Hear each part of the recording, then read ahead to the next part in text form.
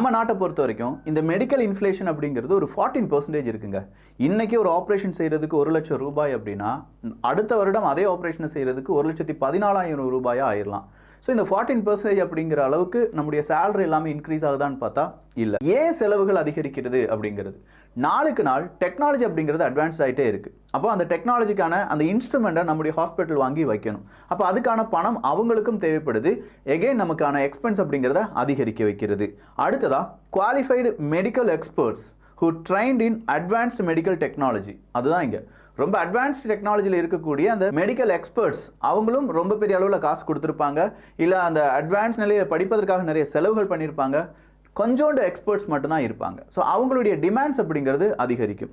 மூணாவதா specialised doctors அப்படிங்கிறவங்க ரொம்ப ரொம்ப கம்மியாக இருக்கிறதுக்கான வாய்ப்புகள் இருக்குது. அதுவும் சர்ஜன்ஸ் அப்படிங்கிறவங்க ரொம்பவே கம்மியாக இருக்க வாய்ப்புகள் அதிகமாகவே இருக்குது.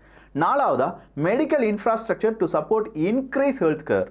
நாளுக்கு நாள் பாப்புலேஷன் அப்படிங்கிறது இன்க்ரீஸ் ஆக ஆக மெடிக்கல் இன்ஃப்ராஸ்ட்ரக்சரையும் நம்ம மாற்ற வேண்டியதாக இருக்குது. இதெல்லாம் தான் நம்ம மெடிக்கலுக்காக செலவு பண்ணுறதுக்கான ஏன் அப்படிங்கிற அந்த காரணம். ஸோ நாம் இப்போ என்ன செய்ய போகிறோம், மெடிக்கல் இன்சூரன்ஸை எடுக்க போகிறோம். ஆனால் எடுக்கும்போது கொஞ்சம் பெரிய அமௌண்ட்டாக எடுத்துக்கோங்க. ஏன்னா பெரிய அமௌண்ட் இப்போ இருக்கக்கூடிய மெடிக்கல் எக்ஸ்பென்சஸ் நமக்கு நல்லாவே தெரியும். அப்போது நான் ஒரு நபருக்கு மட்டும் எடுக்கலை, என்னுடைய மனைவிக்கும் என்னுடைய குழந்தைகளுக்கும் சேர்த்து எடுத்திருக்கேன்னு வச்சுக்கோங்க.